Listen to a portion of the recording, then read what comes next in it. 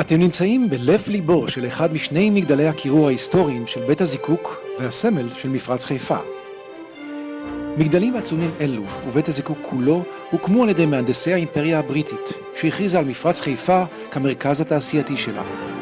מבארות המפרץ הפרסי הוזרמו לכאן בצינורות אינסופיים כמויות אדירות של נפט, לספק אנרגיה למכונת המלחמה הבריטית, שנלחמה במזרח התיכון מול האויב הנאצי במלחמת העולם השנייה.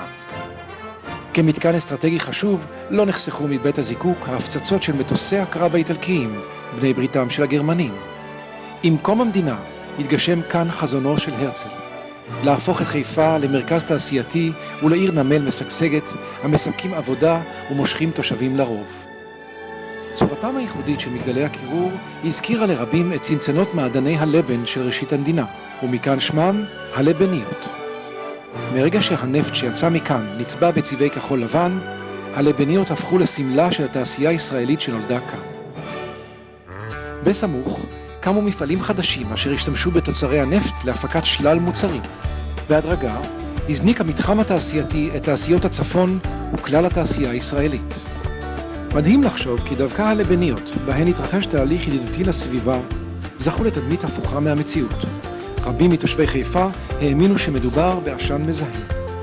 שימו לב, תביטו למעלה ותדמיינו מים חמים שיצאו הרגע מתהליכי הייצור ומוזרמים לכאן בכדי לעבור תהליכי קירור טבעיים. טיפה אחר טיפה נשפכים המים מלמעלה ונופלים על גבי סבך של לוחות עץ המאטים את קצב נפילתם.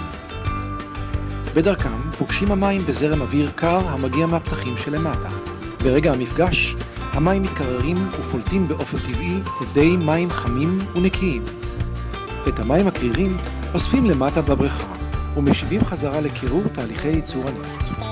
ומהם אדי המים החמים שעלו למעלה? כאן הטעות, זהו אינו עשן מזהם. מדובר באדי מים חמים בדיוק כמו אלו שנפלטים מהקומקום הביתי. לתהליך הידידותי שהתחיל בלבניות מצטרפים כיום כל תהליכי הייצור של קבוצת בזן, המחויבת לאחריות מלאה לסביבה. היום הלבניה, הסמל המוכר על תושבי האזור, היא סמל השינוי.